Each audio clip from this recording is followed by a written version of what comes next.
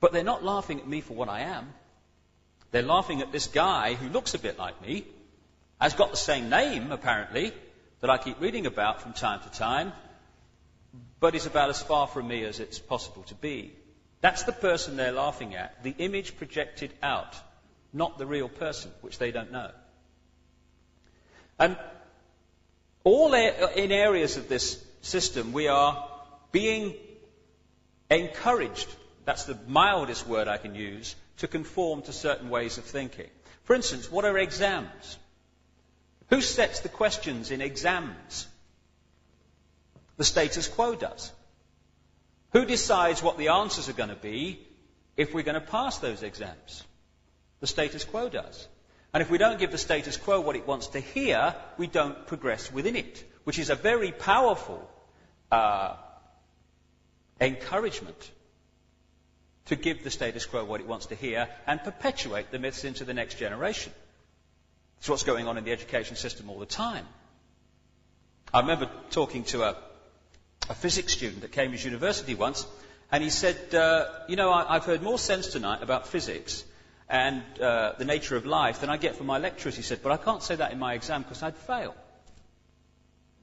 And another thing that kind of struck home to me when I spoke in America a couple of years ago is how we allow our world and our values and how we judge each other and how we judge others and what we feel guilty about or not guilty about to be decided not by what we think is right, but be decided often by what people sometimes thousands of years ago believed was right. Because we don't, A, ask the question why, which is the most liberating question it's possible to ask, and B, have the courage and confidence to stand up and say, well, I don't think we should be doing this. I don't care how long we've done it. It doesn't make sense to me. I'm going to do it another way. Last time I was in Liverpool, I told the story, but for those who weren't there that night, it's worth repeating, of the lady in the audience when I spoke in Houston in Texas, who came up to me afterwards when I'd been talking about all this, and she said, I've got a story, she said, that sums up what you're saying. She said, when I was first married, she said, I used to cut the corners off the ham before I put it in the pan and put it in the oven, She said, and one day my husband came up to me and said, why do you do that? She said, I don't know, my mother used to do it. What's it matter, So he said, well, why did your mother cut the corners off the ham before she put it in the pan? She said, I don't know, my mother, she just did it. What's it matter? He said, call your mother and ask her why she cut the corners off the ham. So she calls her mother and she said, Mum, you know when I was a girl and you used to cut the corners off the ham, and why did you do that? Her mother said, because my pan was never big enough. And if you kind of look at the world in general from the perspective of that simple tale, you can see that so much that we accept as conventional wisdom is merely existing for the want of the word why and the courage to say, well, I'm going to do it another way. If we don't start to do that, then we are the mouse in the tube, thinking we are free while going on doing as we're told. And that will have great consequences for our children, to say the least. Before I come into the nature of this global effort to control the world, I just want to talk briefly about where I'm coming from and what I term the knowledge that is being kept from us. Because there's loads of myths about me, crikey. I mean, I'm a myth maker extraordinaire. Well, people make them for me. Apparently, I think I'm the Messiah. Well, I wish I was, because it wouldn't have saved me ferry fares when I come from the Isle of Wight, Could walk across the Solent.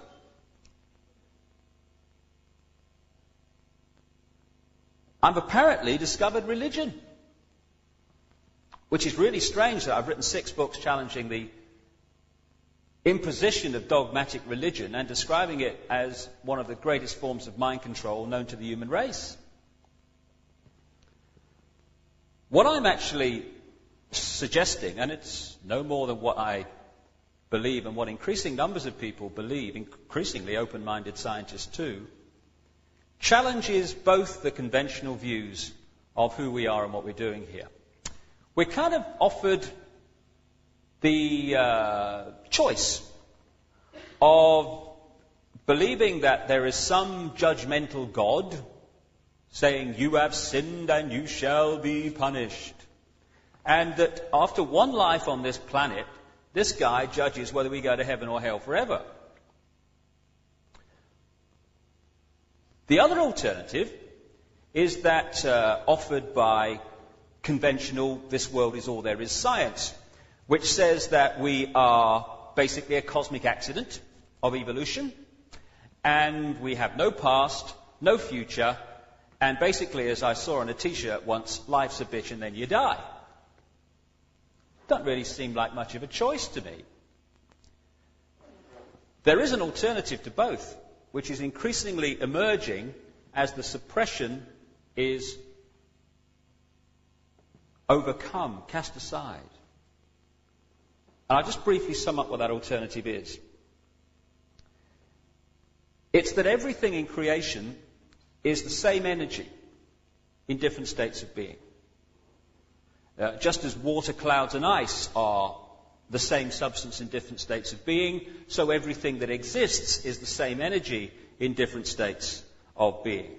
And energy is also consciousness. Some more enlightened, open-minded scientists are now suggesting, and have been for some time, for instance, that it can be shown that water has a memory. Well, water as a memory seems to be, crikey, that's crazy. It's water. How can it have a memory? But it can have a memory if energy is consciousness. Because therefore everything has some kind of memory, some kind of retention of experience, whether it be a wall, water, the sky, ourselves, whatever. So if that is the case, then what we're looking at in this infinite creation is one gigantic mind. And it's this mind, this one consciousness that is everything, expressing itself through different forms, that is the force that has become known as God, or whatever name you'd like to call it. Some people call it the infinite mind, it matters not. This God is not some guy with a beard sitting on a throne handing out punishments for people who don't do as he says. And it's always a he. Have you noticed that? It is the consciousness that is everything. And the way I see it, and increasing numbers of people see it, and indeed have done throughout human history, is that we are aspects of that whole. We, if you like, are like droplets of water in this ocean of consciousness. We're individual to a certain extent, but all together we make up the whole. The question that comes back from that is, if we are eternal beings on the level of the mind, the consciousness, the thinking, feeling us, then where do we go when this life is over? If it's not, as science suggests, one life and then lights out. Kind of has become accepted that when you're talking about life after death, you look up, don't you? I think, heaven's at 30,000 feet or something. But in fact, creation's not kind of made up of chest of drawers levels like that. This one gigantic mind we call creation, God, or whatever name you'd like to choose, is broken up into frequencies, wavelengths, sharing the same space. Just as all the radio stations broadcasting to Liverpool here tonight are sharing the same space that we are all occupying, and they're all sharing the same space that they are occupying, even though we can't see them and they can't see each other, that is the very close and indeed the very same principle on which creation is broken up into wavelengths of life, wavelengths of consciousness, in other words. So when we see things like the great mystery of ghosts, this misty figure that people see from time to time, from that perspective, it's no longer a great mystery, it is an entity, a consciousness on another wavelength. Just as if you get a radio and you tune it not quite on the station, but just off the station, you get principally the station you're closest to, but you're getting some interference from other stations. So in consciousness terms, visual terms, we are, when we see a ghost, tuning to a certain extent to another frequency, another wavelength, and we're seeing something of it. And the reason that it's not solid in the way it appears to us is because we're not actually right on the dial of that particular wavelength. We're only picking up the very outside of it. So the consciousness, the thinking, feeling, eternal us, is, if you like, very similar to that radio dial. At any point in our evolution, we are tuned to one of creation's infinite number of wavelengths. At the moment, everyone on Earth is tuned to this, what you might call physical wavelength, physical vibration. Therefore, this is our reality. You know, we look around us and this frequency, this physical frequency, is what we see. But psychic people can see something of other frequencies. Indeed, we're all psychic if we only realized it. And so, again, from this emerging perspective, this other great mystery called near-death experiences is no longer a mystery. Because what's happening in these millions and millions of similar stories that have emerged throughout the world over the past years or so, where people say, when they died, in our clinical terms, they were looking down on their physical body, and they say it was my mind, it was my emotions, it was me looking down, but I wasn't part of my physical body anymore.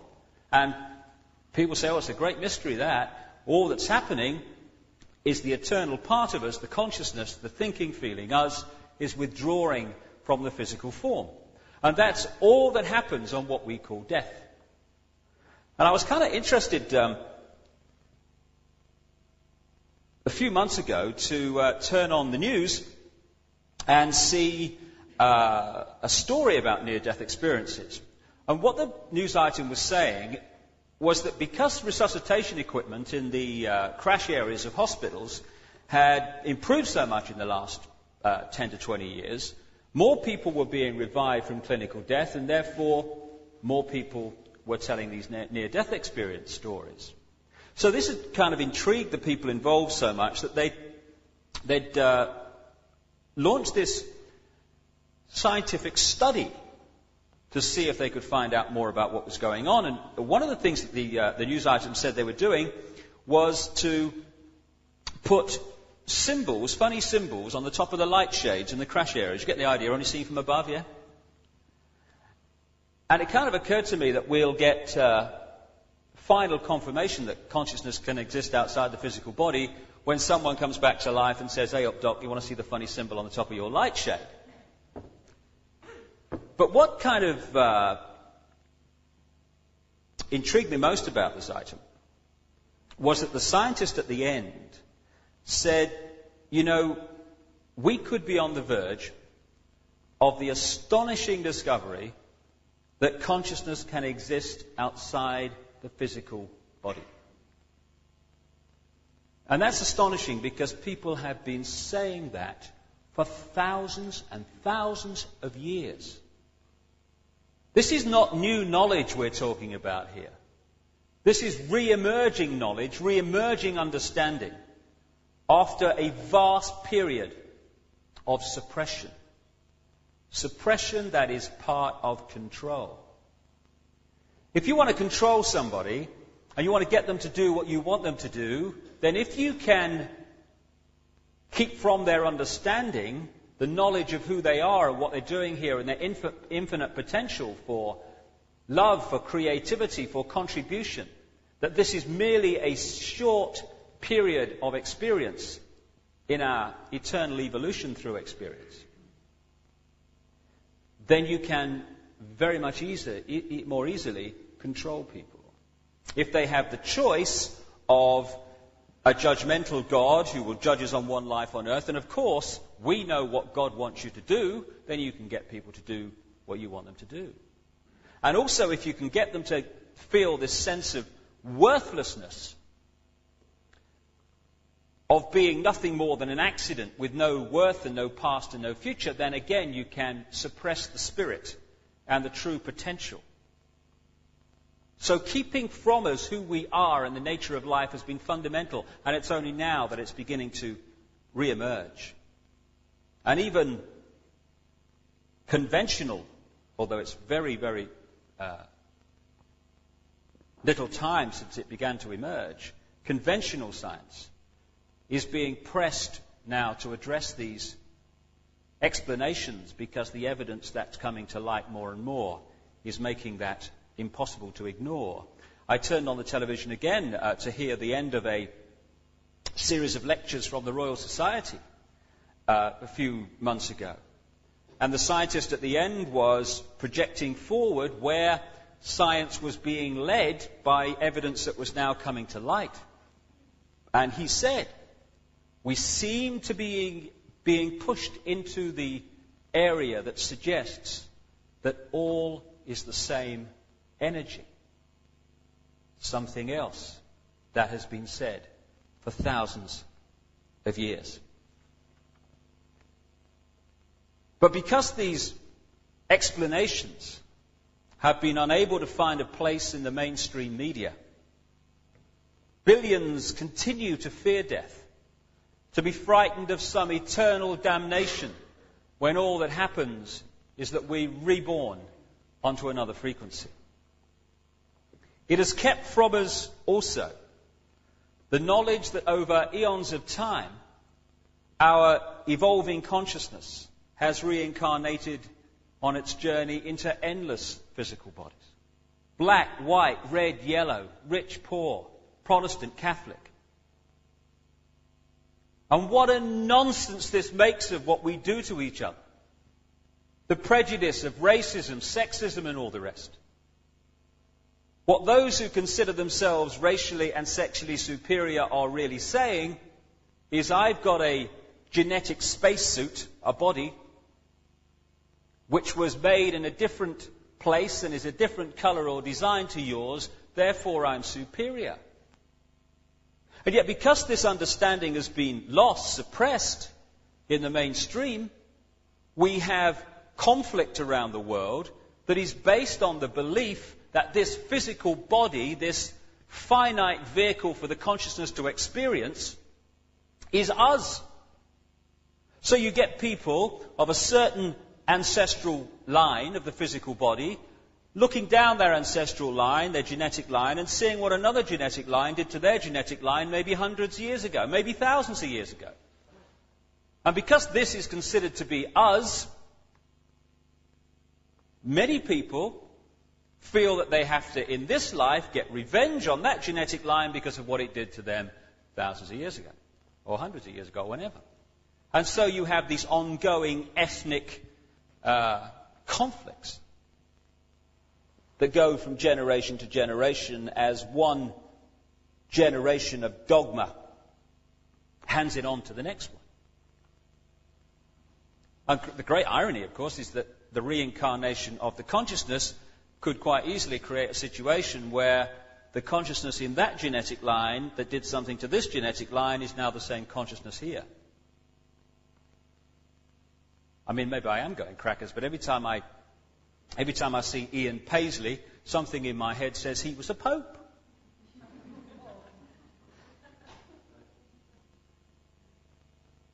From this wider perspective, so much of what we do to each other must have the rest of creation shaking their heads in disbelief.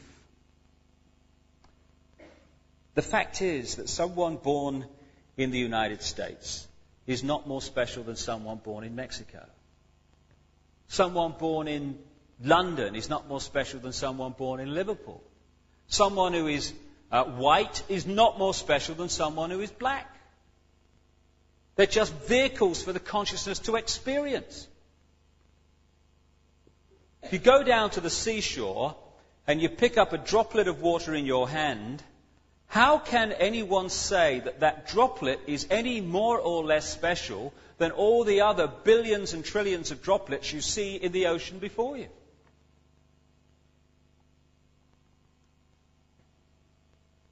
So when I began to understand all this and appreciate this other explanation to dogmatic religion and this world is all there is science, I started to ask a few questions of this situation.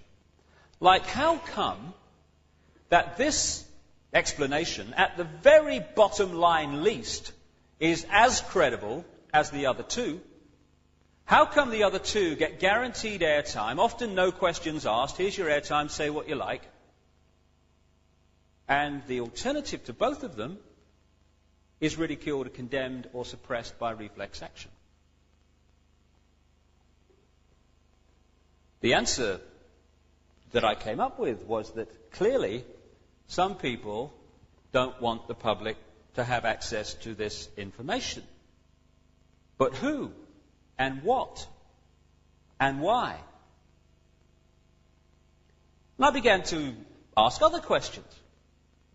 Like, I don't know about you, but I've met a lot of people in my life, and I can't, to my knowledge, recall anyone who wanted a war, who had any interest in wars, who felt that wars were anything but horrific and to be avoided. So I thought, how come the world's been awash with wars throughout this century? Who's behind them? Or what? Or why? Then I kind of looked at this economic system that controls the world. An economic system that is so sane that the more successful it is in its own terms, the quicker it destroys the planet. It's the perfect environmental and human assassin. It insists every year that we take more from the earth even quicker, turn it into even more things, sell even more things, consume even more things, throw away even more things, to worship the real God of the modern world, economic growth. It insists that every year 20% of the people of the world consume 80% of the resources, while leaving the other 80% to get by on the other 20%. Crazy. Of course it is. But that's the economic system, take, make and throw away, that controls your life and mine. And that of 6 billion people nearly.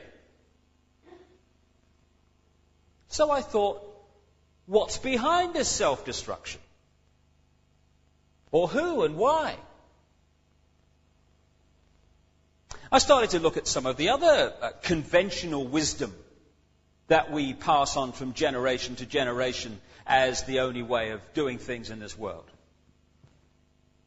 The wisdom that says, even though the economic system that I've just described is dismantling this planet, you ask a politician of any party anywhere in the world, what do we do to get out of this environmental situation? And they will say we must have more growth to raise the money to spend on the environment. If I said to you the way to put out a fire is to pour more petrol on it, you'd say he's out of his mind. But that's what the politicians are saying when they say about more growth to sort out the environment.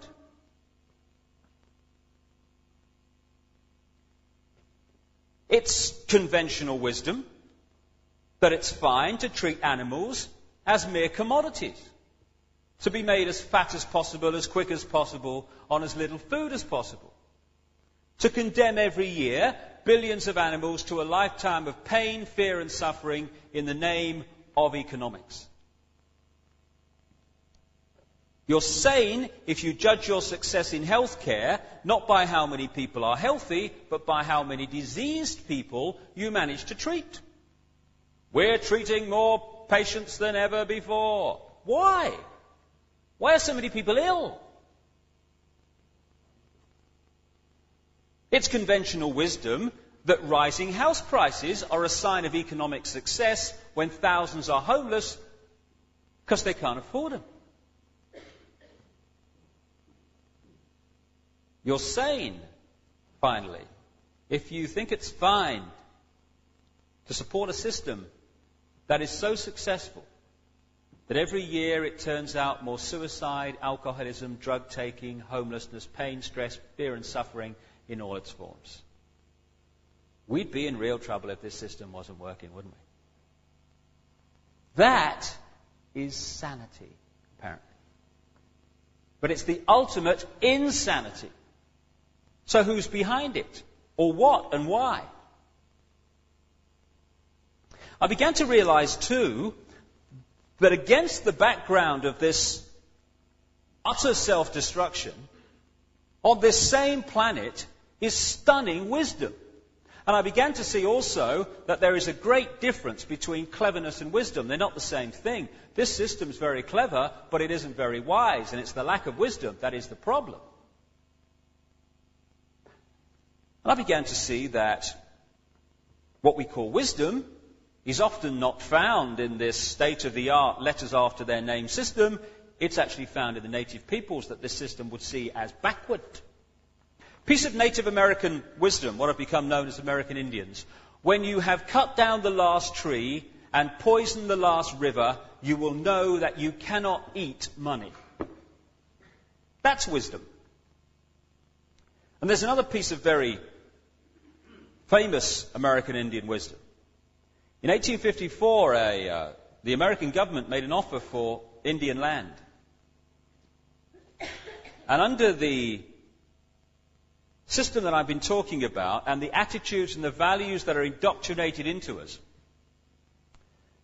what should have happened is this chief should have said, right, well, I'm on a winner here because it's a seller's market. I never put it on the market, therefore I'm in the driving seat. So what I'll do is duck and weave, and I'll crack on. I don't want to sell, get them to push up the price, and at the moment that I think they're going to pull out, I'll put out my hand and say, you've convinced me. And people will think, oh, what a great businessman he is, that chief.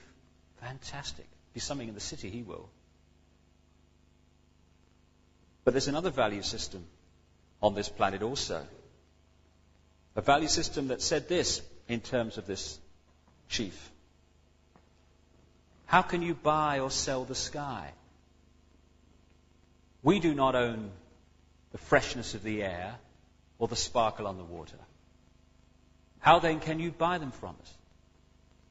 Every part of the earth is sacred to my people, holy in their memory and experience. We know the white man does not understand our ways. He's a stranger who comes in the night and takes from the land whatever he needs. The earth is not his friend, but his enemy. And when he's conquered it, he moves on. He kidnaps the earth from his children. His appetite will devour the earth and leave behind a desert. If the beasts were gone, we would die from a great loneliness of the spirit. For whatever befalls the earth, befalls the children of the earth.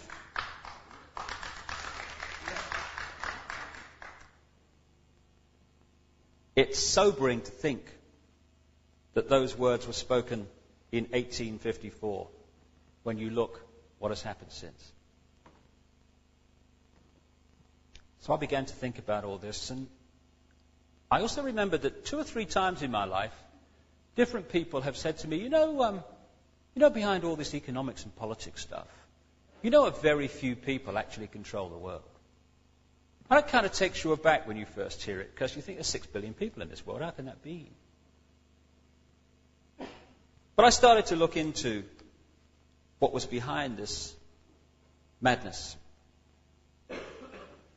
And like so many things in my life over the last 4 years, a certain sequence unfolded. Once I had come to the conclusion that there was something in this, that thought pattern, if you like, suddenly from all angles, this information about what the hell's going on is hitting me all over the place.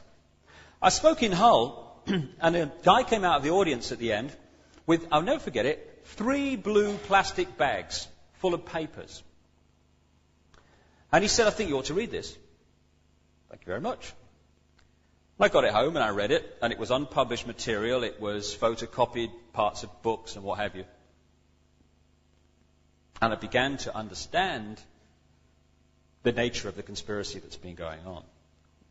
And since that point, so much information has come my way from so many different sources. And I've been staggered to realize just how many people outside the public arena have been investigating this for a long time. And what I found most compelling is that some of them come from my direction, the way I see creation. Some come from Christianity. Some come from nowhere. Some have come into it by saying what's wrong with the economic system and who controls it. Some have come in from science by being involved in science and knowing that there is a lot of scientific knowledge that they know about that isn't being made public. And everyone's kind of converged in this same area of common agreement of what is going on. And that's what I'm going to concentrate on this evening, that area of common agreement.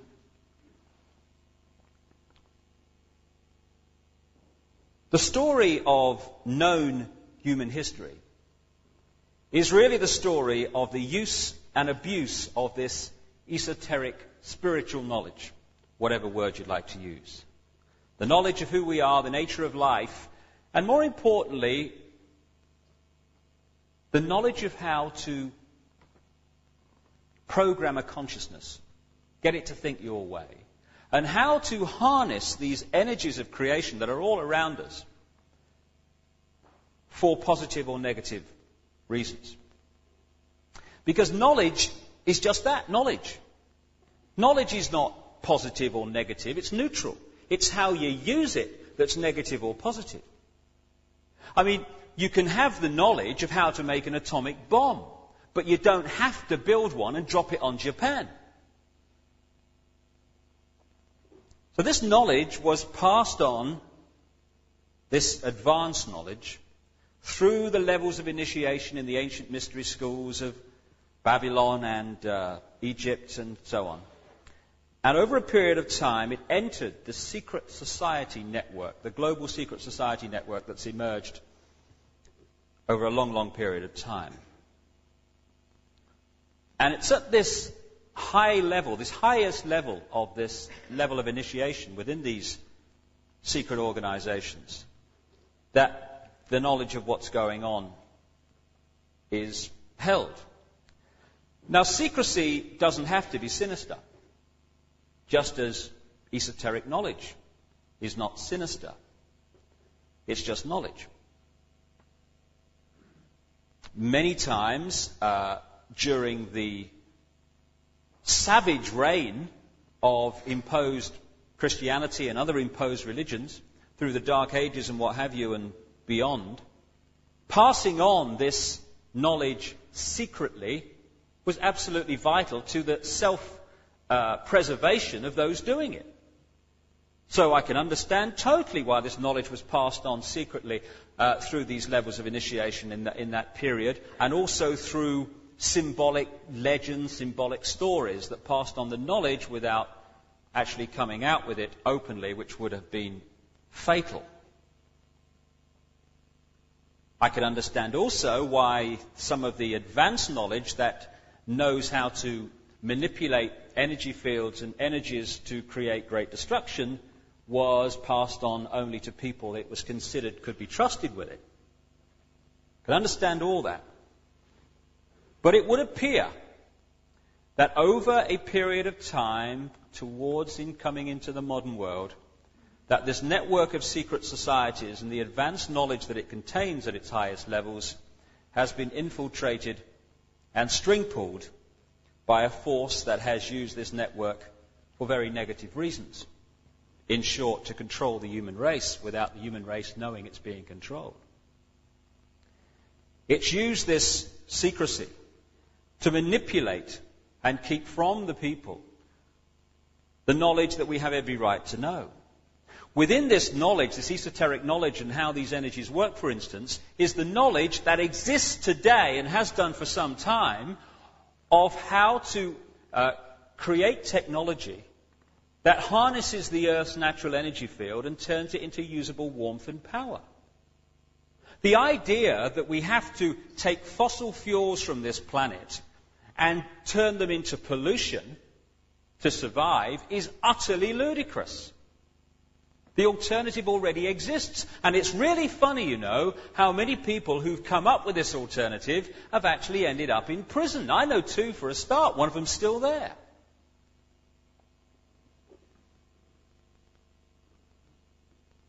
It holds the knowledge also of how to create technology, anti-gravity technology as it's called, that would make the space shuttle look like the technological equivalent of a London taxi.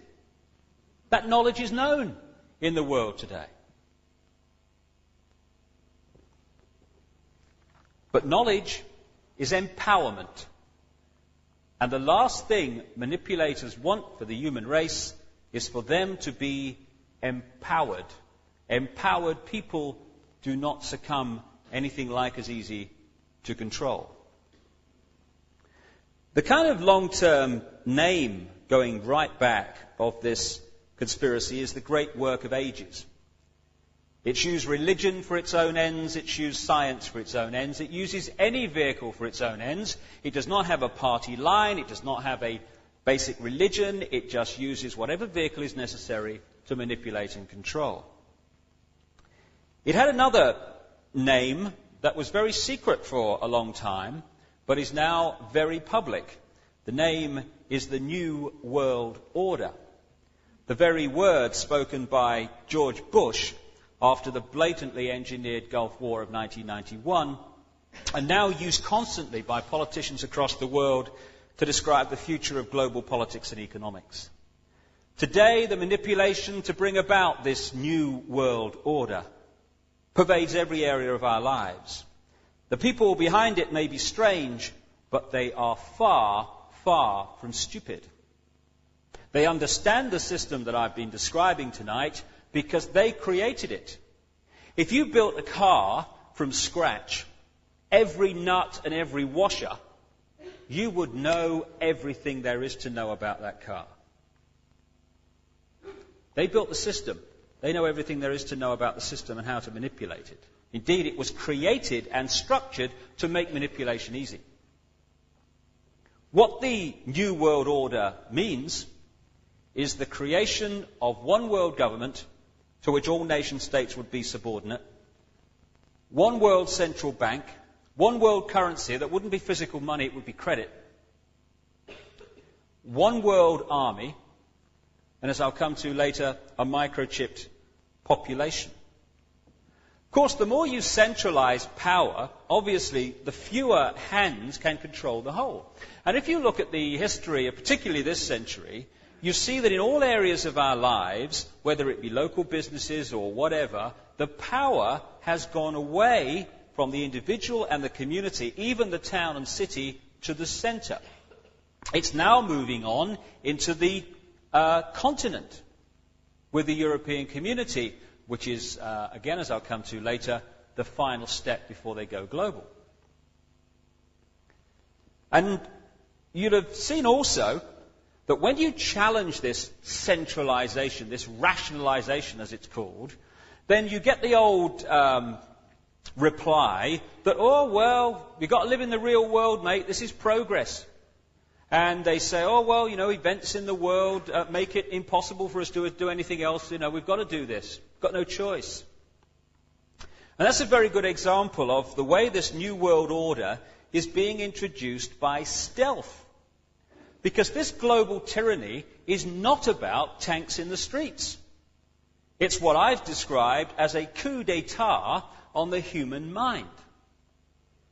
The way it works, and has worked for a long time if we only started to realize it, is by engineering events and sending out messages through the media that get public opinion in any area that it's dealing with, whatever subject area it is, to get to that classic point where public opinion says about something, something must be done.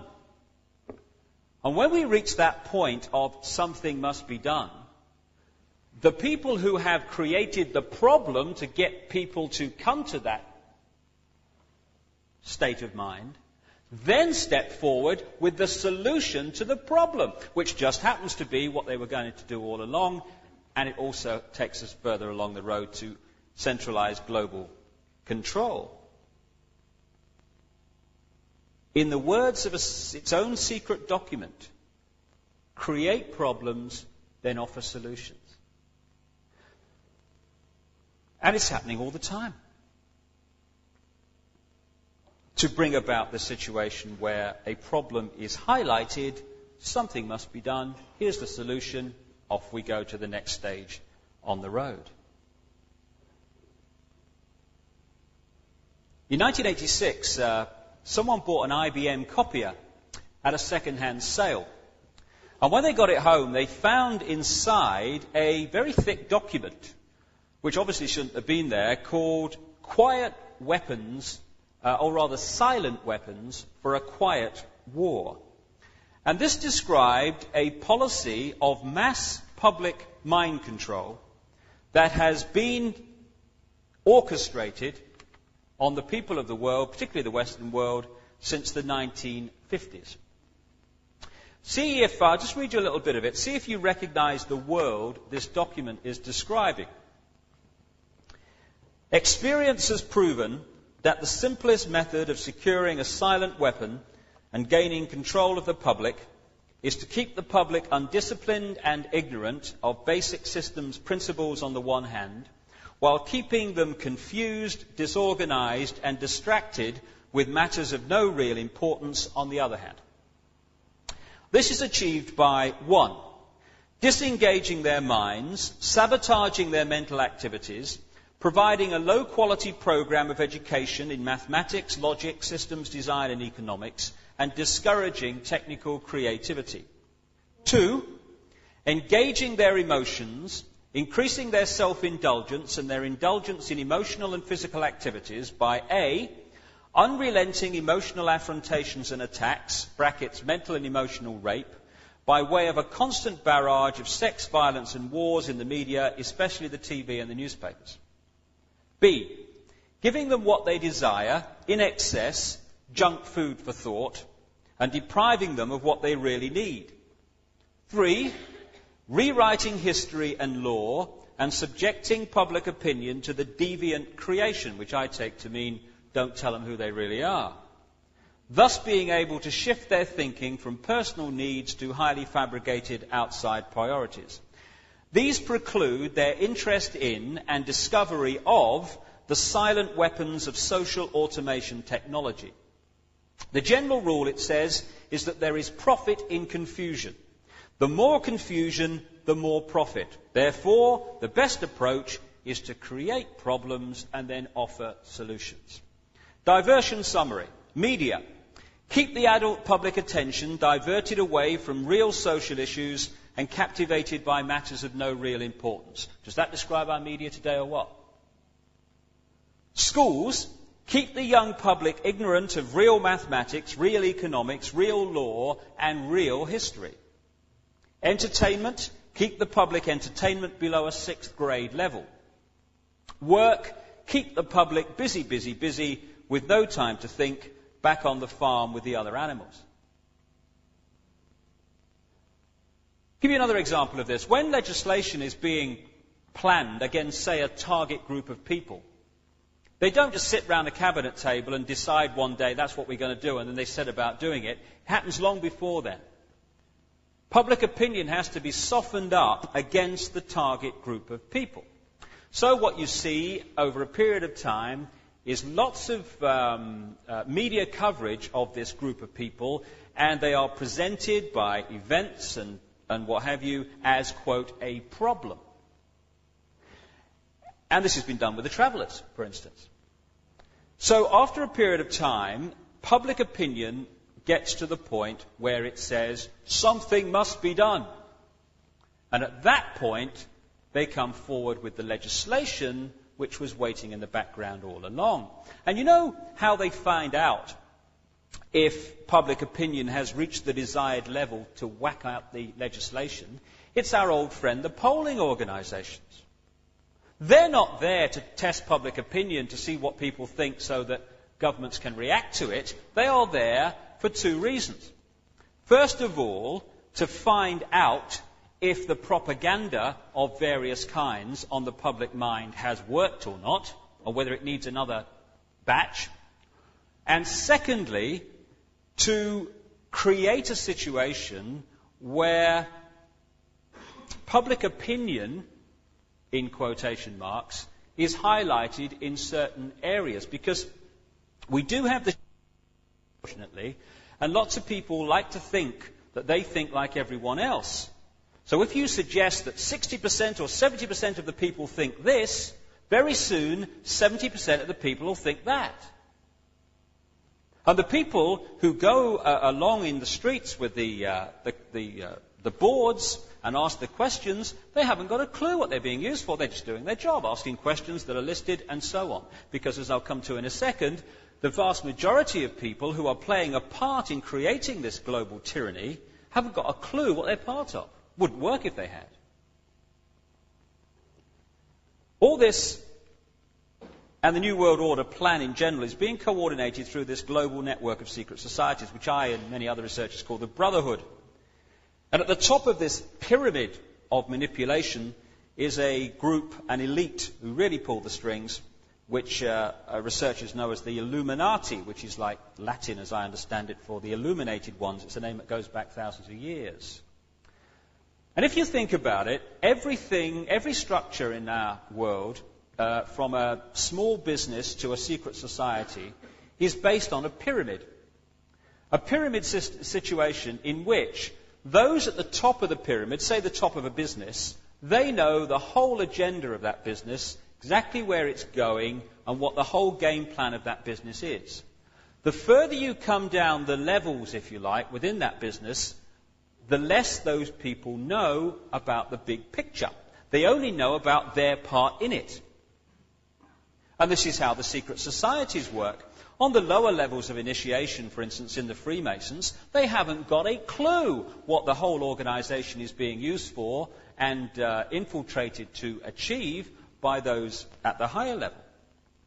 They only know their part in it. I mean, organisations like the CIA and other intelligence agencies, they work on something called compartmentalisation, which is exactly the same. Those at the top of the agency know what the game plan is and what is the direction that they wish to go. Those lower down in the agency only know their part in it. And many people within this situation, they genuinely believe that what they're doing is good for the world. But they don't know what they're doing or how what they're doing fits in with what they're doing, fits in with what they're doing, and other people who also don't know the big game plan. And when you fit the bits together, then you see it's anything but positive.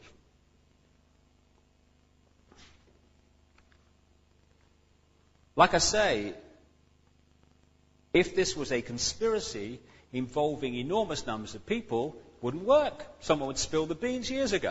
It's a very tiny number of people who know the real game plan. And everyone else in that pyramid is manipulated.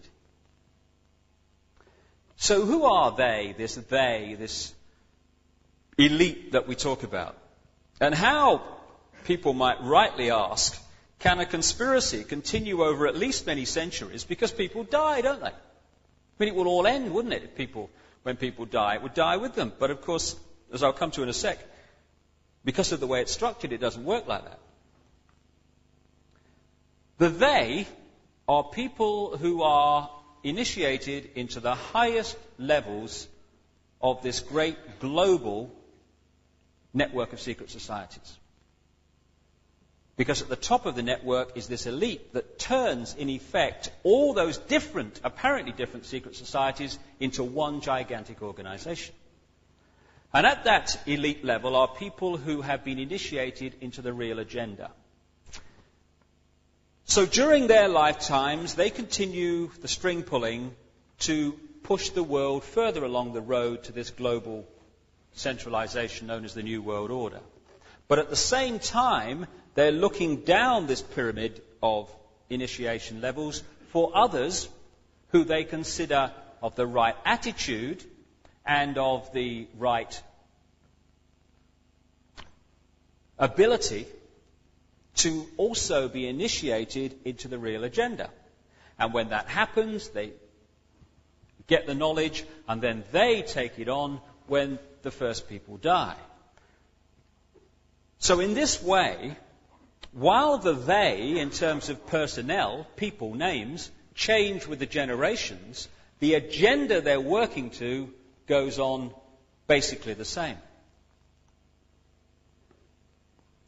They also tend to come from certain families, Rothschilds, Rockefellers, and many others in America, which helps this continuity through the generations. The key to this brotherhood manipulation is the control of money, or funny money, to be more accurate. What I call funny money is this staggeringly ludicrous situation in which you can deposit, say, £1,000 in a bank, and it can lend £10,000 on the back of that. Money that doesn't actually exist. It's a conjuring trick. Indeed, some stuff that I've been looking at this week, there are banks in America who are into lending $26,000 for every $1,000 that's deposited. And all that conjured money is numbers on a computer screen.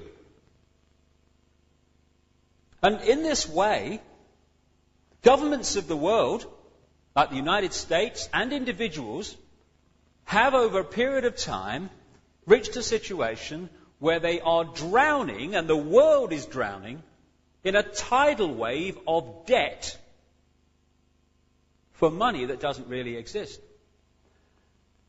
And here's the ruse, here's the trick for the banks. If you don't pay back the interest on money that doesn't actually exist and has been conjured out of nothing, then they can come and take wealth from you that does exist, like your house, your car, your property. And there's another little thing I was looking at the other day. When money is created for a loan in this way, say a loan of £20,000, the bank creates £20,000. But you're not paying back £20,000. You're paying back £20,000 plus all the interest. But the money created is only the capital, the £20,000.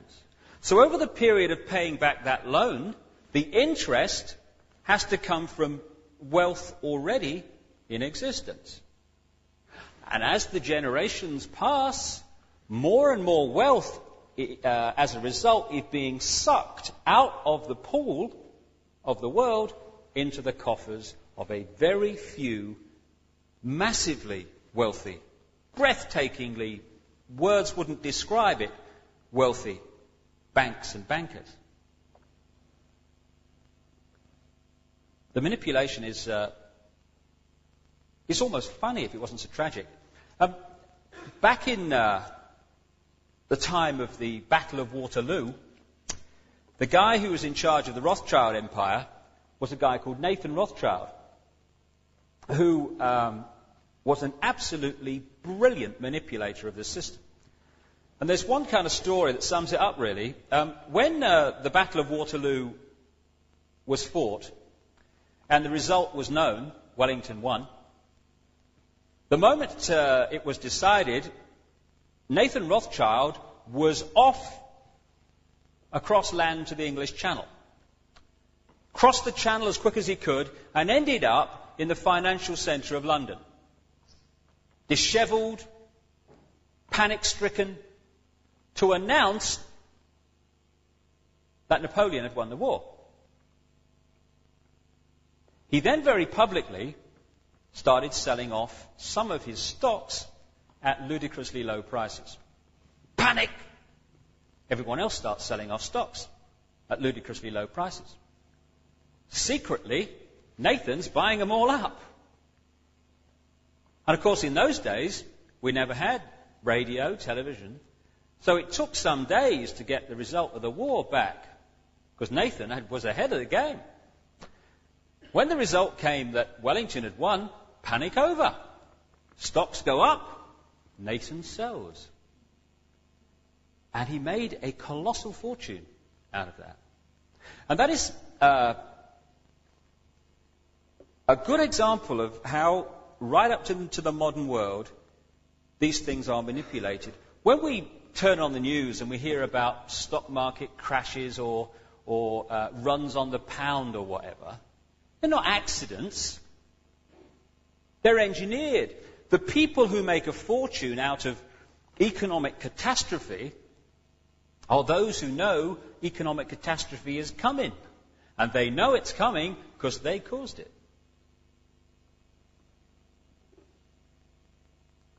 Give you another quick example of how this situation works.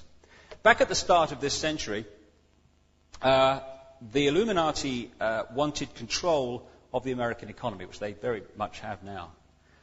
They wanted to create something called the Federal Reserve System, which is, to this day, a cartel of private banks that lend money to the American government at interest of which is paid by the taxpayers of America.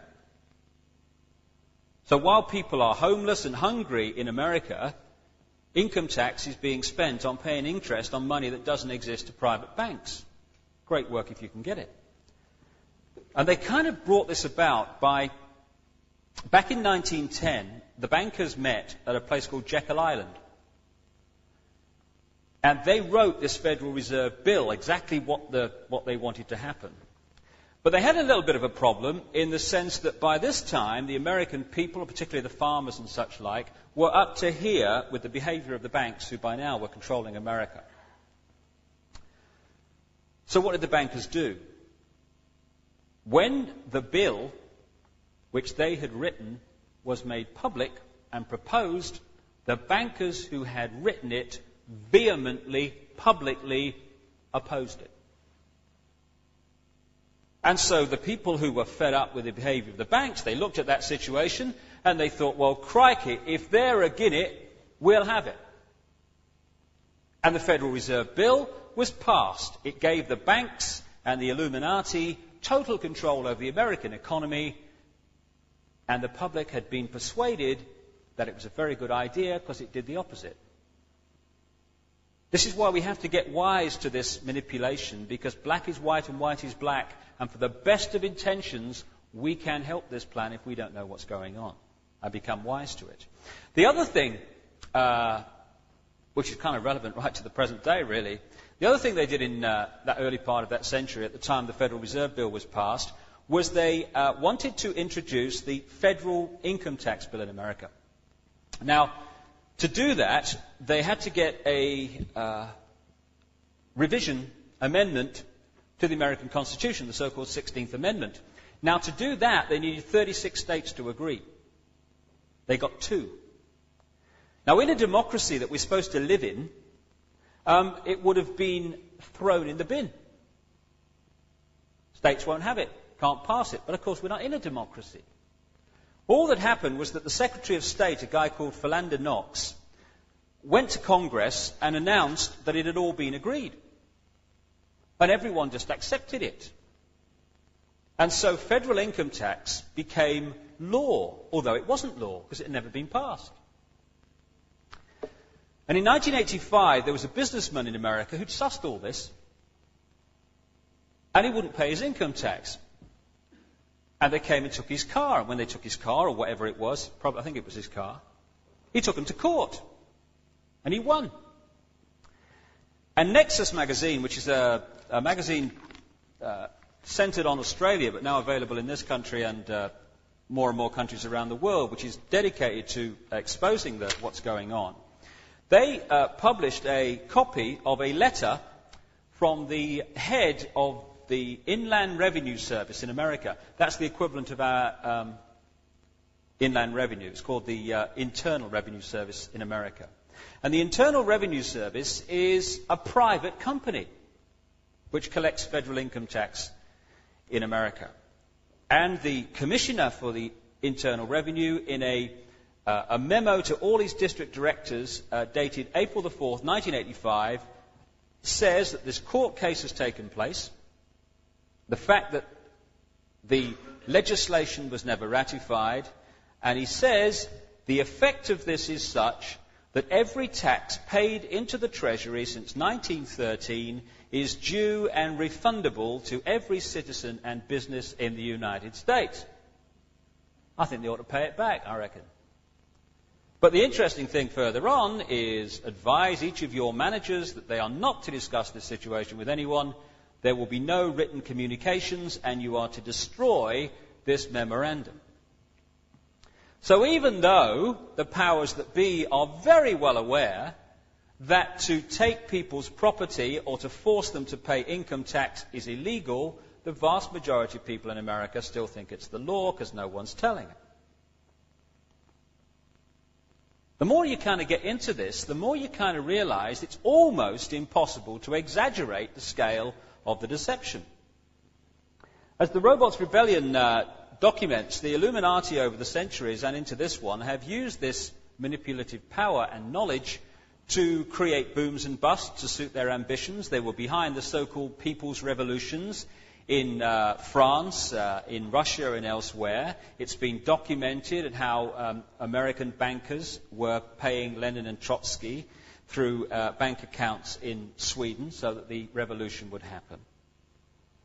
They engineered and then funded both sides in the two world wars. They engineered the wars in Vietnam, the Gulf, and endless others. And they created the Cold War with the Soviet Union, when at the Illuminati level, America and Soviet Union were the same side. Like I say, these guys are not stupid, far from it, but they are strange. Some of the initiation ceremonies are quite bizarre and kind of take you aback when you see some of the people that have been involved in them and the places of power that they then get into. For instance, in America, there's a secret society called the Skull and Bones Society, which is based on Harvard and Yale universities, and it's a very sinister organization. And President Bush is a member of this secret society, as are many people within the places of power throughout America. And to be initiated into this secret society, you have to lie naked on your back in a coffin while a ribbon is tied in a strategic place, and you shout out details of your sexual experiences. Now, there may be some people that think that might be a lot of fun, but the question is this: is that the mentality that should be President of the United States and head of the CIA? And more important than that, when people get involved in these secret societies, part of the initiation is to pledge your total loyalty to that society. So, for instance, when President Bush is President of the United States, as he was, his first allegiance is not to the people who elected him, but to the secret society to which he's pledged his entire being. And when you look into the background, you see that that was certainly the case. Indeed, he would not have become president, and neither will anyone else, including President Clinton, unless the Illuminati wanted it, because they control, through money as much as anything, but also through the media, which they also control, who becomes Democratic and Republican presidential candidate. You can't become a member of the people who run for being presidential candidate within your own party in America unless you have vast sums of money behind you. To run for president, the figures enter dreamland. And if you don't suit those with the money, you don't run for president. Not in a way that you've got a chance of winning anyway. And if you think that there are still some people in America who actually believe that the American people decide who the president will be, it's very quaint, but unfortunately it's no longer true. And should a president or prime minister become an obstacle to these brotherhood ambitions, then they're removed. either through assassination or far more often by creating events and activating the media to undermine the person involved so that they're either thrown out by the electorate or, in the case of Margaret Thatcher, for instance, by their own side. It's interesting to note that in the history of America, there have been 2 presidents who have started the process of ending the situation where the government lends money from the private banks and pays interest on it, and replacing that situation with the government printing its own money interest-free. 2 presidents have started the process of doing that. One was Abraham Lincoln, the other was John F. Kennedy. They also have something else in common, of course. I also make the case in the Robots Rebellion for Robert Kennedy, Martin Luther King, and John Lennon being murdered by the same force. Through this century, the Illuminati have created front organizations, so-called think tanks for the real agenda of what is going on. And most of the people, again, or many of them anyway, involved in these organizations have no idea what they're being used for. A guy called Cecil Rhodes, an Englishman, back in the latter part of the last century, had this ambition to create a one world government based on Britain and to form a secret society to help to bring about that end. And the secret society became known as the Round Table. The Round Table is structured on classic secret society lines, with people only allowed to know what they need to know, and most people not knowing the real agenda. When he died in 1902, Rhodes bequeathed money to set up scholarships for overseas students to come to Oxford University and to promote his one world government beliefs and to have them indoctrinated into these one world government beliefs. And the most famous recipient of this scholarship today is the Rhodes Scholar now occupying the White House, Bill Clinton. After Rhodes died, the Round Table was taken over by a guy called Alfred Milner, who was a banker and highly influential in the First World War, Lloyd George's War Cabinet, and by those who controlled the Rockefeller and Rothschild empires. In the 1920s, this network of think tanks were added to or created with the creation of the Institute of International Affairs in London, now known as the Royal Institute, with the Queen as its patron, also known as Chatham House. In America, another group was set up called the Council on Foreign Relations, set up with Rockefeller money. In 1972 came yet another of these front organizations working in concert with each other, called the Trilateral Commission, set up by the Rockefellers with a guy called Zbigniew Brzezinski as its head. Became public in 1973. The immediate ambition of this Trilateral Commission, incidentally, was to put a Trilateral Commission member into the White House as President of the United States as quick as possible. They managed it in 3 years when Jimmy Carter became a member. And he filled that administration with trilateralist members. His national security advisor was our old friend Zbigniew Brzezinski, who actually started up the Trilateral Commission. The Vice President, Walter Mondale, the Secretary of State, Cyrus Vance, and all the major players, or most of them anyway, in that Carter administration were Trilateral Commission members, an organization that had only been going for 3 years. Members of these front organizations, the Trilateral Commission and the Council on Foreign Relations, are in all areas of American politics, banking, business, the media, and any other area that requires manipulation. The United Nations is another front organization for this centralized one world government. The actual building is actually built in New York, the United Nations building, on land given free by the Rockefellers, and the structure of the United Nations was written during the last war by a committee of the Council on Foreign Relations. And the UN is being used now as a vehicle to introduce a world army under central control. Conflicts are being created around the world to get public opinion globally to say about the United Nations' ability to respond to these conflicts which are being engineered, something must be done.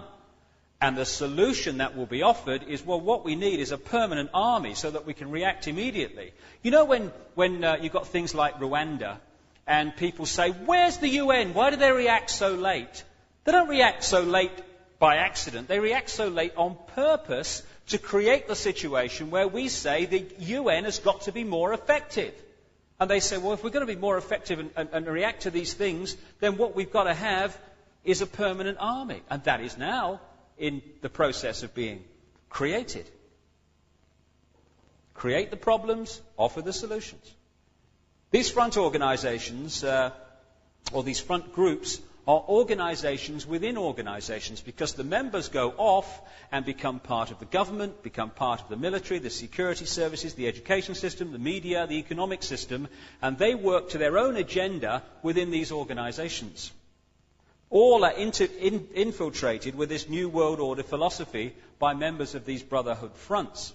And if you want to know what the future foreign policy, and this can be proved to be true if you read the back numbers, if you want to know what the future foreign policy of the United States will be, you just have to read a magazine called Foreign Affairs, the magazine of the Council on Foreign Relations. Because what it writes today, the American government will do tomorrow. We have a democracy in the United States and in Britain and in other so-called free countries. You must be joking. In 1990, there was an Illuminati coup d'etat in Britain and no one realized it. Another major element of this network of front organizations and secret government of the world, which is what it effectively is something called the Bilderberg Group.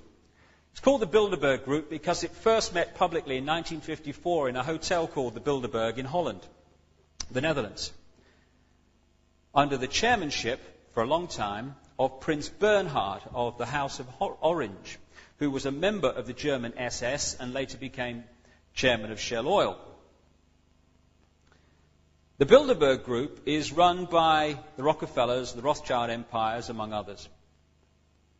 And it brings together once a year, and it never meets in the same place twice, all the people who can help with the manipulation in all these areas that I'm talking about. Media, politics. And in politics, I'm not talking about Fred Jones, MP for Margate or whatever. I'm talking about prime ministerial level. The Director General of NATO is always there.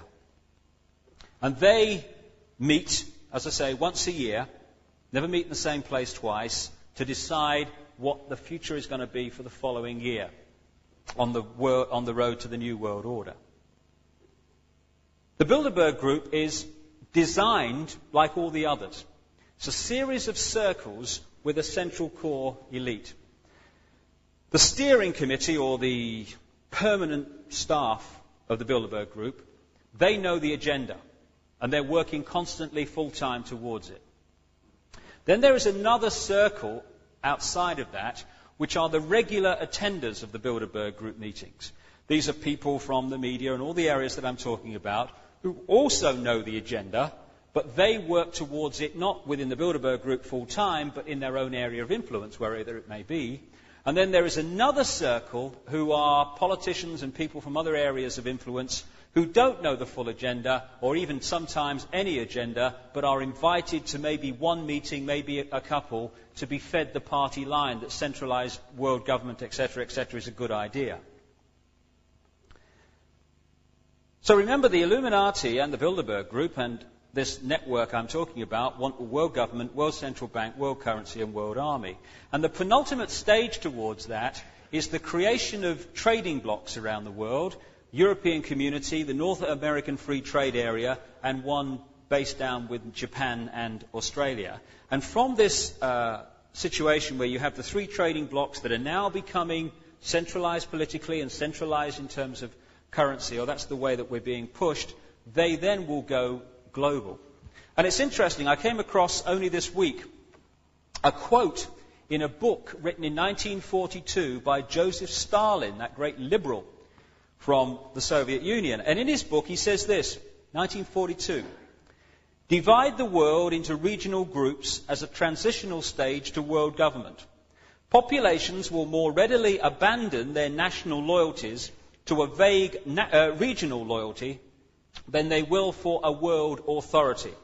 Later, the regional can be brought all the way to a super world government. And that, in a paragraph, is precisely what these trading blocs around the world are being created to do. Now, anyone who gets seriously in the way of that aim of a United States of Europe has to be undermined and removed in some way. And in May 1989, an investigative newspaper in America called Spotlight, that had investigated this for a long time, reported that it had managed to establish that at the Bilderberg Group meeting on La Toja Island off Spain in that same month, May 1989, it was decided that Margaret Thatcher would be removed as Prime Minister of Britain because of, quote, her refusal to yield British sovereignty to the European superstate that is to emerge after 1992. And of course, in 1990, a year after that Bilderberg Group meeting, Margaret Thatcher was removed while in office. Now, personally, I couldn't be more opposed to the policies of Margaret Thatcher, but if she's going to be removed, it should be by the people of this country and not by some secret unelected government. And of course, what happens in that situation is that people lower down the initiation level, the gophers, get the order that she's got to go. And when we talk here about the Conservative Party leader in this country changing, or whether he's going to stay or she's going to stay, along comes this phrase, it will be decided by the men in grey suits. Well, the men in grey suits are largely just Illuminati gophers. Now, what happens is these men in grey suits don't go around the tea rooms of the House of Commons saying to Conservative MPs, the Bilderberg Group's decided she's got to go, you know, and they say, all right, and we'll vote for that. They go around and they do it in a much more subtle fashion. They'll get someone who's got a small majority, for instance, and they'll say, you know, if she stays, you've got no chance, mate. And they'll say to ministers, you know, you better enjoy it while you can because you're not going to be a minister after the next election. And then they get the media, which they also control, to start undermining the target figure through stories in the papers and what have you. And in the end, a momentum is built up that is unstoppable. And in the end, that person goes in whatever form it may be. In terms of Margaret Thatcher, she was voted out by her own side. Finding out what's going on within these Bilderberg Group meetings is very difficult for obvious reasons. But Lord Carrington, the former British Cabinet Minister and Secretary General of NATO, became its chairman in 1991, and he's also a president of the Royal Institute of International Affairs, Chatham House, another part of this network. And a name that keeps coming up again and again, no matter who you talk to and what the researcher is, and almost what subject area they're researching, is Henry Kissinger, the former Secretary of State in America. He's got a full house. He's a member of the Bilderberg Group, the Trilateral Commission, the Council on Foreign Relations. Never gets home, you know. He must be at a meeting every hour of every day.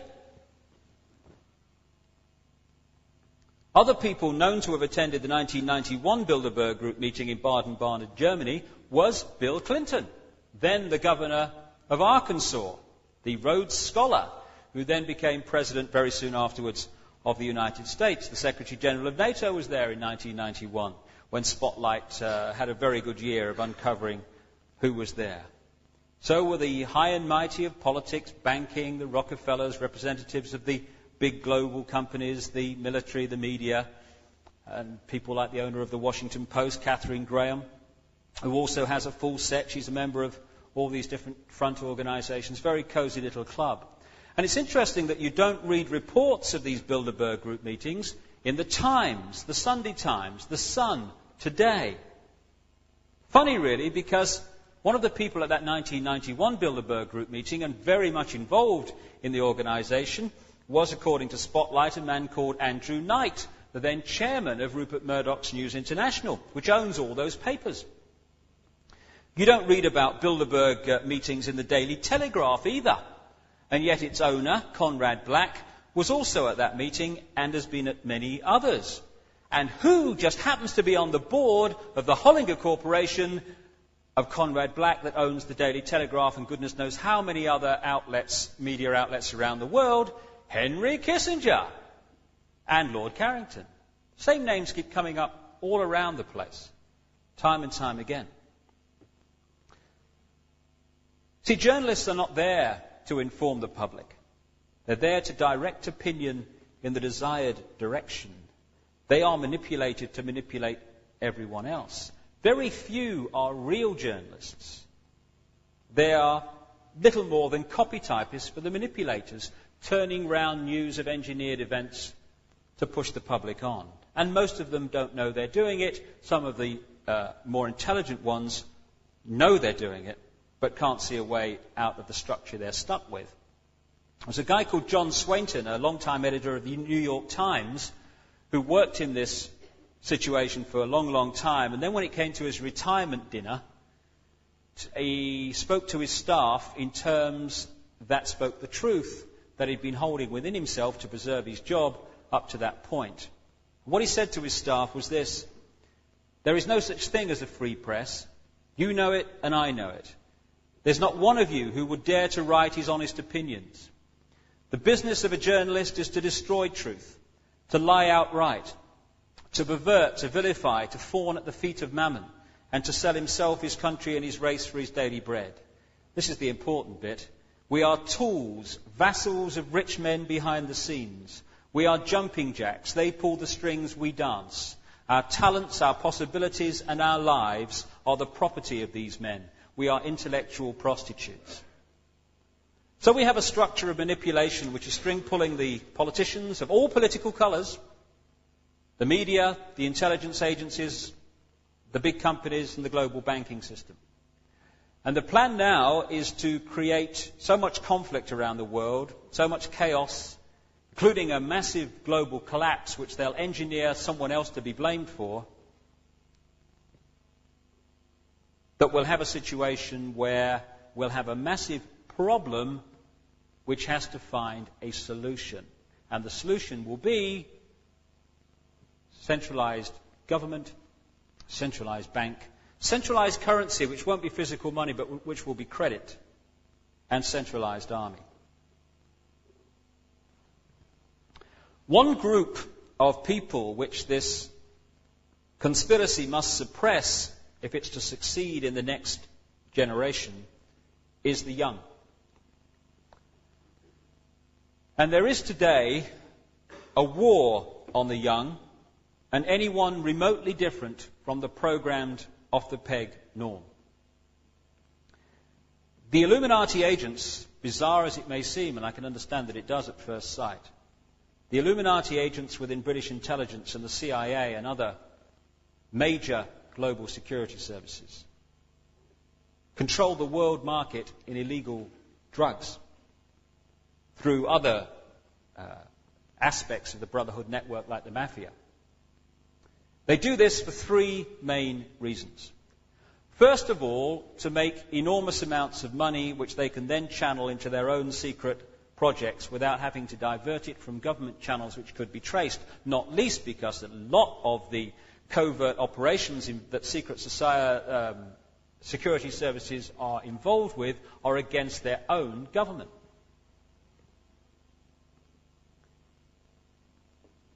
It's interesting that I've read a lot of evidence and a lot of suggestions from various researchers that the BCCI bank, the Bank of Credit and Commerce International, which crashed, of course, amid a quote, scandal, was actually being used as a front by intelligence agencies to launder drug money and to also launder illegal arms sales money.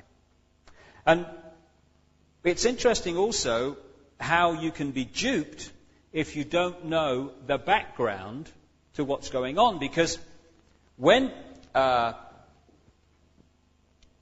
scandal of the BCCI broke, the American government appointed a guy called Senator John Kerry of Massachusetts to head the investigation into this scandal.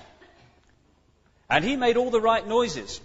He stood up and said, you know, this is a scandal and we must get to the bottom of this and I'll do everything I can, no stone unturned, you know the stuff. Well, he never got to the bottom of it. His investigation came up with basically nothing. Now, you may think on the face of it, well, he just wasn't very successful. And then you realize that he's also a member of the Skull and Bones secret society that other members of the government are also involved with. Maybe he shared a coffin with George Bush, you never know. The second reason for expanding the use of drugs is that in the name of a war on drugs, you can persuade the public to hand over powers of arrest and search and raids on homes that they'd never accept unless there was a problem that had to find a solution. Create problems, then offer solutions. For instance, if you want to have a more authoritarian police force or an armed police force that hasn't been armed before, and you want to do it not only without the public challenging you, but with the public demanding that you do it, what do you need? You need more high-profile, very public, violent crime. Something must be done. Armed police force, more authoritarian laws, thank you very much, duped again. The third reason for the CIA's involved and others' involvement in drugs is that they know that a drugged up, screwed up young generation is so much easier to manipulate than one which is aware of its infinite potential for love, creativity and contribution to a positive change in the world. The ease with which young people can have access to drugs today is absolutely ludicrous, and it's ludicrous because it's meant to be ludicrously easy. It's been shown that British intelligence and the CIA were experimenting with LSD long before it was unleashed on the young in the 60s. And if people think it's far-fetched, then you just got to look at what the British did through the East India Company to the Chinese. When they wanted to exploit and control the Chinese, what did they do? They tried to get them hooked on opium. Same principle. They want to break the spirit of the young in every way they can to stop them thinking, expressing their individuality, and realizing their true and infinite potential.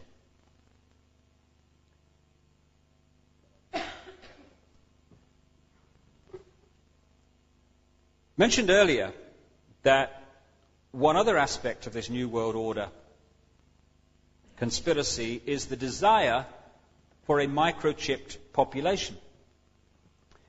A population that would be effectively linked to a computer.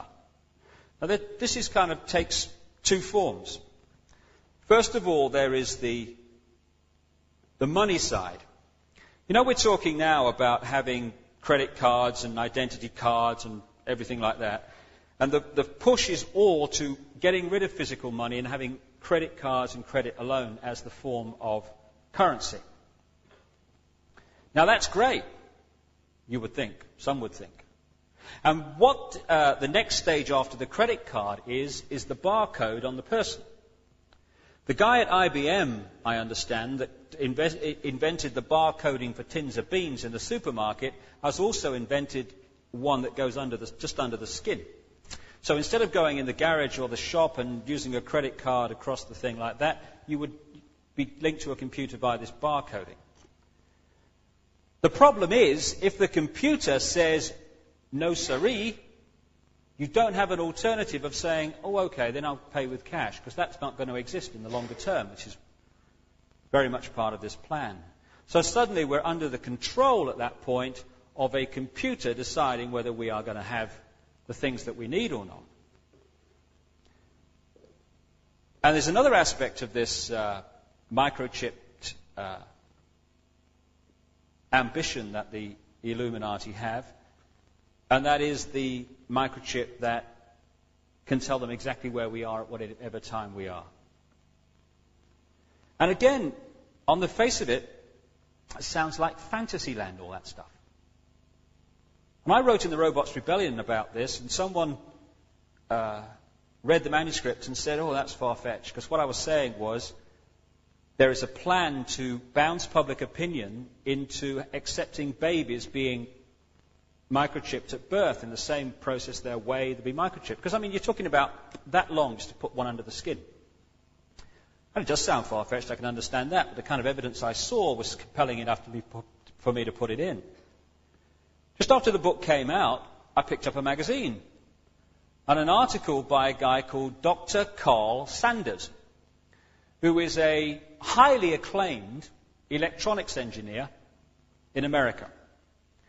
And he was developing a microchip to help spinal injury patients. Put inside and help the messages go down the spinal cord, presumably. And he said in this article that at some point, this project was taken over by what he described as the One World Brigade. And he said he attended about 17 meetings, some in America, some in Europe, which were discussing how this microchip could be turned into a form of identification linked to a computer. And guess who attended the meetings? Old Henry again. Gets everywhere, Henry. And I said in the Robots Rebellion that I felt that what they would attempt to do to bounce public opinion, problem solution, was to highlight missing children stories.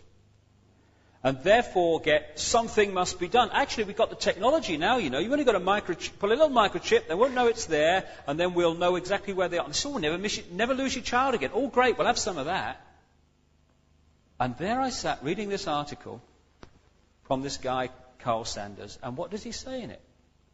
He said that in these meetings it was discussed how to get the public to accept them. And what did they say they were going to propose to do? To make the public aware of missing children.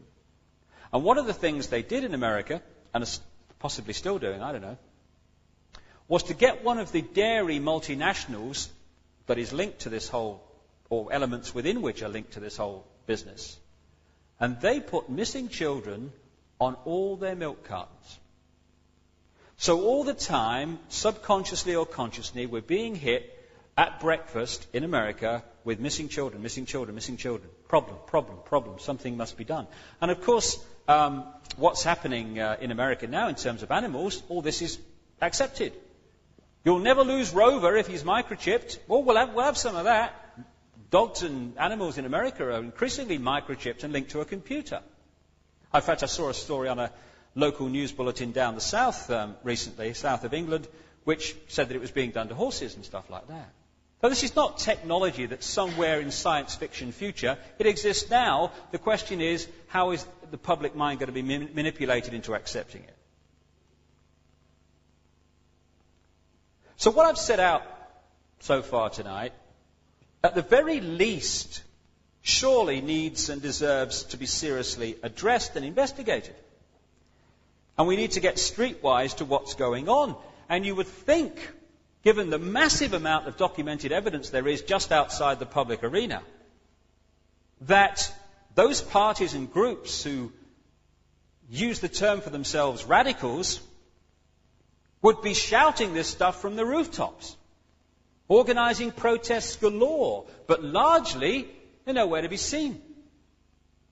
And I've been stunned at how many people who believe themselves to be radicals, to have sussed the system, are being duped like everyone else, more so in many cases.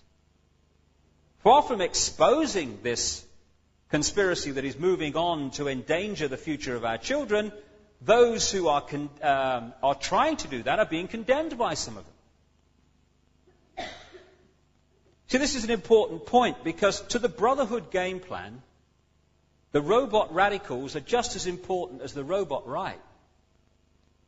The idea, and it's worked magnificently, was to create right across society phony wars. Wars between right and between left, between Labour and Conservative, between Republicans and Democrats, between bosses and workers. And all the time, there we are fighting each other. Oh, it's the Tories. No, it's the Socialists. No, it's the bosses. No, it's the unions. And over here are the manipulators going, thank you very much, I'll have some of that. Divide and rule is the bottom line. And so these phony wars are dividing and ruling. And we never look behind us and see who's pulling the strings of everybody. What the manipulators do is play one black and white rigid dogmatic belief system against another rigid dogmatic belief system and create conflict as a result. That's what largely the Cold War was about. What the Cold War was about was creating this black and white belief system against another black and white belief system on a global scale. Divide and rule. So war was replaced in terms of control by fear of war. Same thing. The only fundamental difference between black and white right and black and white left are the words used to describe their particular black and white belief system. Because unless we leave the black and white alone and start looking at the shades of grey where the truth always lies, then we'll go on being duped and will deserve to be so. And yet, since the Robots' Rebellion came out a couple of months ago, while so many people who wouldn't describe themselves as radicals have kind of opened their minds to all this and started to say, hey, what are we going to do about it? So many who are considered to be radicals have done nothing but have a go. Apparently, I read in one newspaper, I am anti-Semitic. I wouldn't know how to be racist if I took a correspondence course. The whole idea is ludicrous that we can judge anyone by their physical body, for all the reasons I've talked about tonight. Bizarre.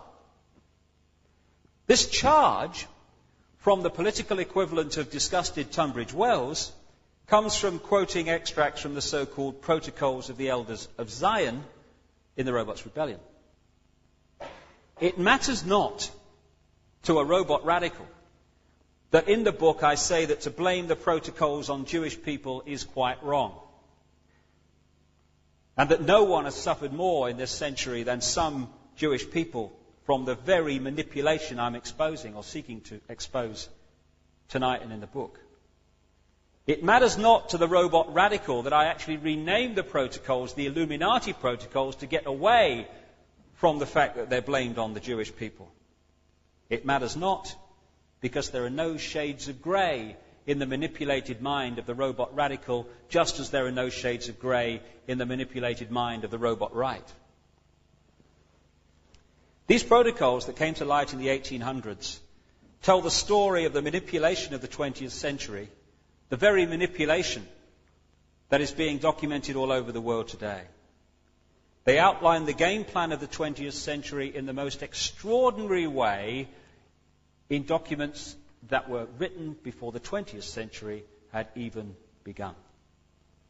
And if we are not adult enough to divorce the two issues of what the protocols contain and who has been quite wrongly blamed for them, then we are going to be a manipulator's dream. Because it's the subtle shades of grey where we'll find the reality of what's going on. And even then, it's not easy. We are at the time in human evolution when we need to grow up spiritually and awaken to our true and infinite potential for love, for creativity, and forgiveness of all that has gone before in this tapestry of pain and pleasure that we call life on earth. I've talked for many years, sometimes to the sound of laughter, though increasingly less so, that we are in a period of enormous change. That over the period between now and maybe 2020, 2030, we will see change that from the perspective of today will beggar belief. The more I've kind of investigated it, the more I've read other people's opinions and other people's research, the more I've, in my own mind anyway, come to appreciate the nature of this change, which you can take or leave because it's only a view. I've kind of read stuff and talked to people about an explanation that feels compellingly good to me. And that is that there is a great circle of energy within this galaxy, which is centered on a cluster of stars known as the Pleiades. And this ring of energy is a bit like, if you think about the rings of Saturn, similar to that, only it's not physical. It is highly charged, massively powerful energy. And goes way out from that cluster of stars. Because everything in creation, and certainly everything in this solar system and beyond, is in orbit. Like if you look at the inside of an atom, it's a series of things in orbit. You take on to the next stage, you've got a planet going round in orbit round the sun. The solar system is in orbit. Everything is in orbit, moving around a central point. And it's been worked out by a number of people. I think there's been a whole book now produced about it. That this solar system passes through this ring of highly charged energy once every 10 to 12,000 years. Goes through one side, through the center, through the other side, round, and 12,000 years later, or whatever, the process goes on and on.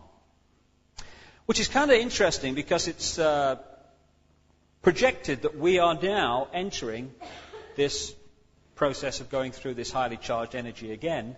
And if you go back 10, 12,000 years, the last time we would have gone through this process on the explanation that I'm putting forward would have been the time of the end of this so-called mythical, but I believe very real civilization known as Atlantis.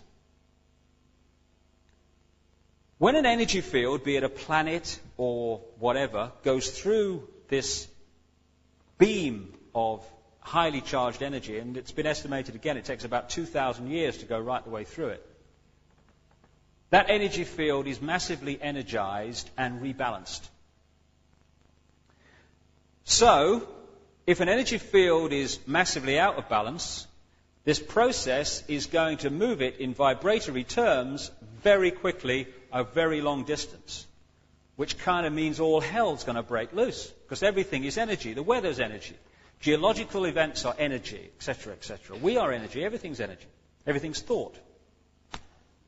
So the more out of balance a energy field is, the more severe the implications of this rebalancing process that happens as a natural sequence every 10 to 12,000 years. So whether this process of change, and when you look at the ancient writings and so many common themes through the generations, be it the Native American Indians, be it the Nostradamus thing, be it way back into ancient times, the Maya in Central America, and the early part of this millennium, they're all pointing to a period of great change in the period that we are going into. Now, people may dismiss that, but I'm looking all the time for common themes, and I'm seeing, through the 2,000 to 3,000 letters that I receive every year, people tell me their life stories and what's happening to them. I am seeing people of all different walks of life suddenly going through great change at this time of thinking, of perception, of everything. Something is changing that is very different to what we've been used to. So the more we could balance this energy field called Earth with harmony, with love, as opposed to all the other stuff we see around the world, the less painful will be this great change that we're heading into. This Illuminati game plan that I'm talking about cannot succeed because this process of going through this rebalancing process will bring it to an end. On the other side of it, whatever happens is going to be a very different world and a very much better world. The reason it's very important to highlight what's going on and to do something about it is because a lot of people, a lot of genuine people, are going to be led up the garden path to do things that they really ought to not be doing because they don't know what the game plan is. And also, the whole basis of the manipulation is to divide us and is to get us to judge each other, to hate each other, to envy each other, to compete with each other, and therefore create the very opposite thought patterns, energies that are necessary at this time.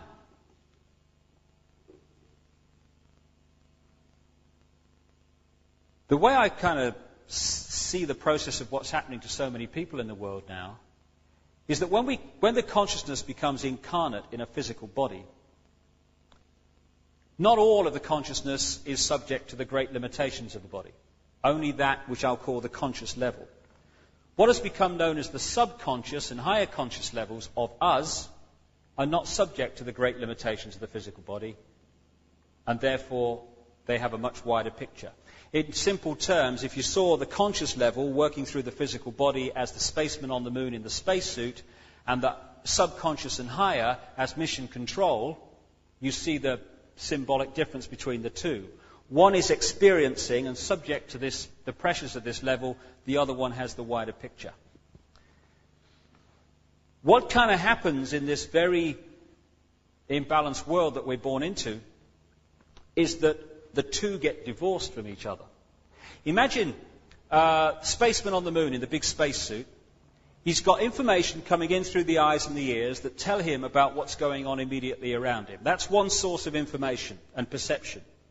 But he's also getting mission control that has the wider picture speaking to him, and so he's got two sources of information, the wider picture of the mission and the localized here and now around him information. Now that's great, that's a great balance, and therefore he's got a perception of the whole picture.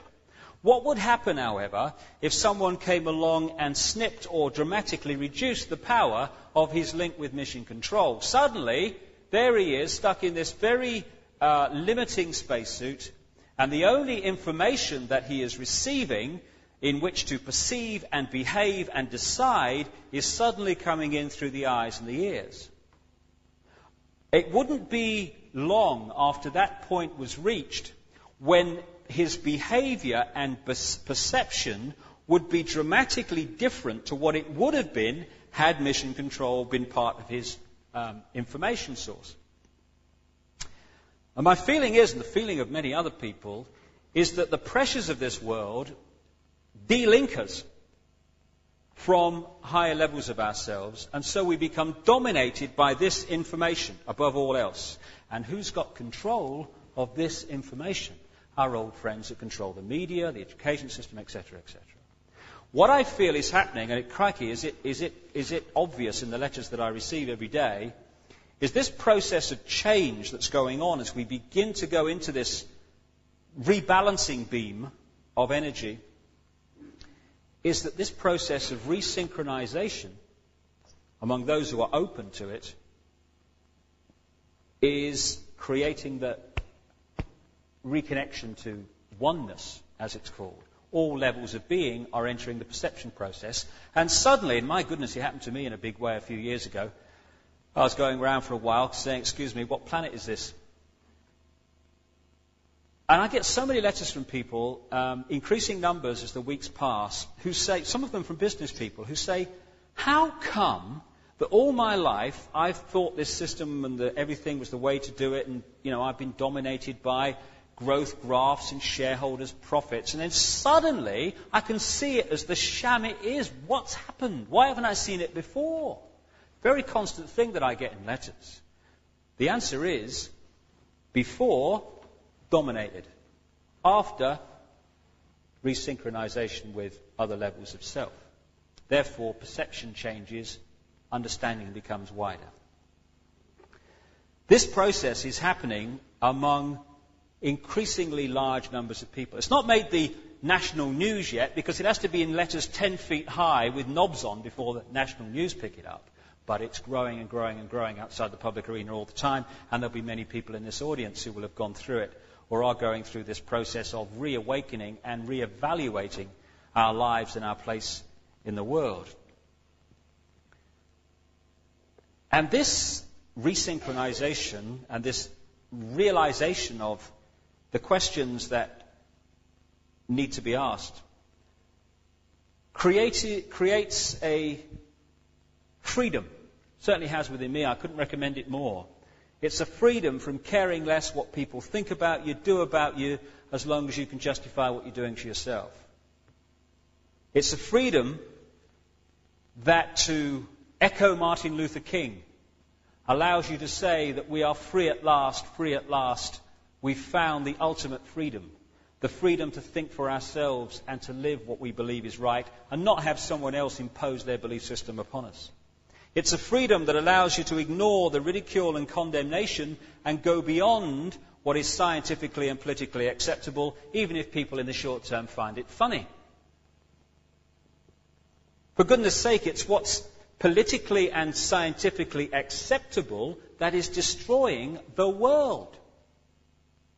This freedom from thought control and behavior control through fear allows you to set agendas and not wait for agendas to become acceptable. Truth does not become truth only when it becomes acceptable. This world did not become round only at the point where it became acceptable to say it was round. It was always round, even back in the days when you were a loony if you said it was anything but flat.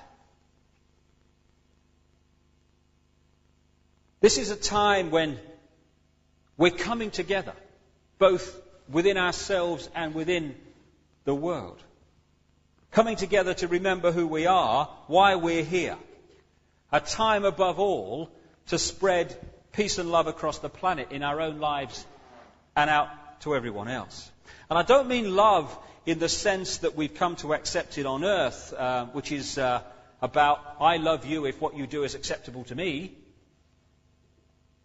It's a love without condition, a love that doesn't seek to possess but seeks to set free.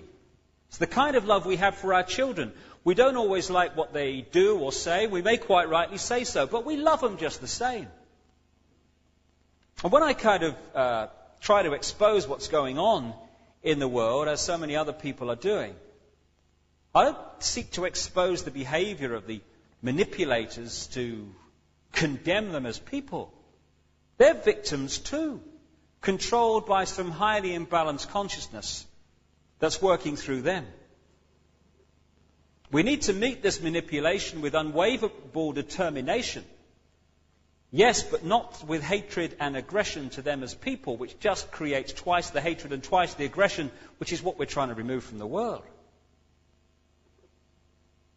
They may think they're in control, but they're not. They're just vehicles of a battle being played out on the levels of consciousness that's just reflecting itself in this physical world.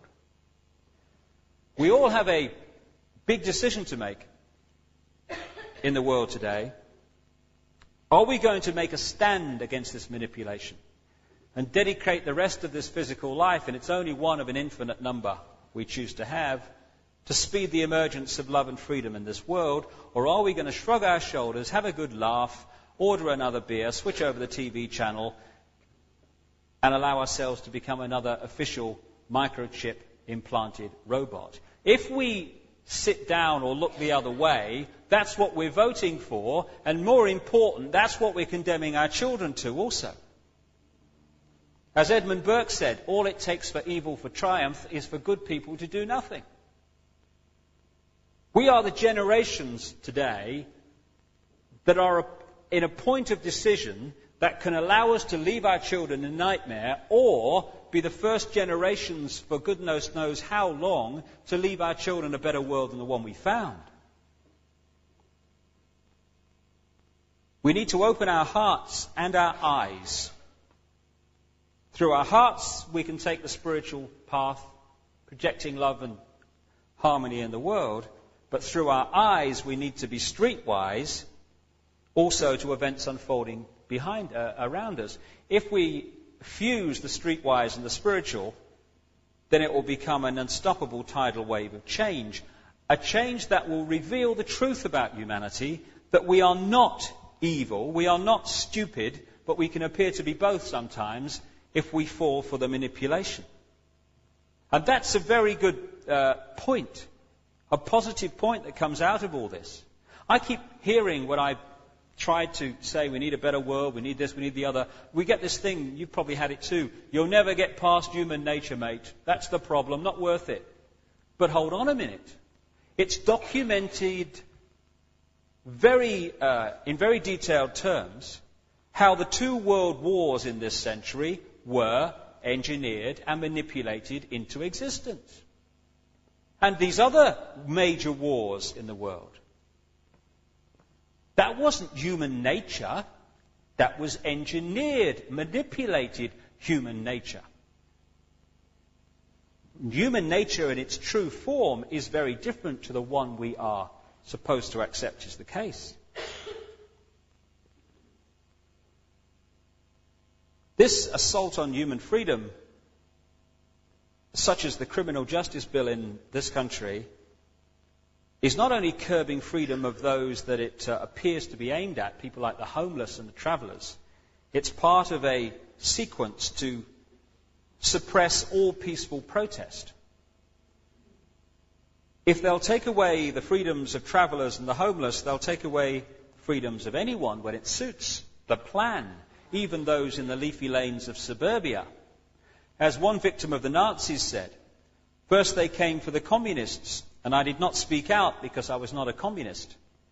Then they came for the trade unionists, and I did not speak out because I was not a trade unionist. Then they came for me, and there was no one left to speak out for me. More than anything, I feel we need to let the divisions between us fall away. These phony wars and phony divisions that are created to divide us, because they're not real divisions, they've been manufactured on the classic principle of divide them and then you can rule them. The engineered wars and the divisions of race, of colour, of country, class, income bracket, and all the others we constantly invent. The us and them is precisely the situation that the manipulators want right across society. If we're going to sort this out, the us and them must become we. After all, we're all aspects of the one consciousness. I am you, you are me, I am everyone, and everyone is me. The divisions are just a physical illusion as part of the experience. Those who manipulate are not invincible. The power is their secrecy and public apathy. The secrecy is now being unveiled and the game plan revealed. The public apathy is up to everyone to remove.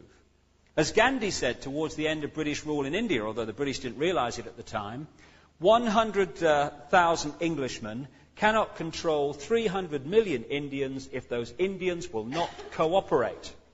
And it's time, well past the time, surely, when we cease to cooperate with the manipulation that is seeking to imprison us and more than ever imprison our children. And if there's one urgent message to get across to the people of the world today, it is open your eyes and get off your knees. We're on the threshold at this time of incomprehensible change.